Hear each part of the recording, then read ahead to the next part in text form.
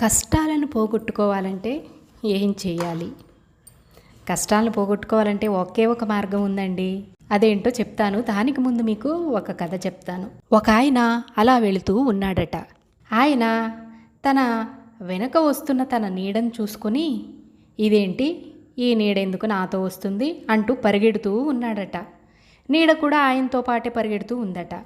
ఎంత పరిగెత్తుతున్నా సరే ఈ నీడ నన్ను వదలడం లేదు అని ఒక్కసారి ఆగి వెనక్కి తిరిగి ఆ సూర్యుని వైపు చూశాడట. అంతే, అలా చూడగానే ఈ నీడ అనేది కనిపించలేదట. అంటే వెలుగు రాగానే ఈ నీడ, చీకటి అనేది తొలగిపోయింది. అలాగే మనం కూడా కష్టాలన్నీ నాకే ఉన్నాయి అంటూ బాధపడుతూ కూర్చుంటే ఆ కష్టాలు అలానే ఉంటాయి. ధైర్యంగా ఒక్కసారి ఎదురు తిరిగి ఆ కష్టాలని ఎదుర్కోవాలి. ఆ కష్టాన్ని ఎలా అధిగమించాలో తెలుసుకోవాలి. మన కష్టాలని దాటుకునే శక్తిని మనకు ప్రసాదించమని దైవాన్ని ప్రార్థన చేయాలి.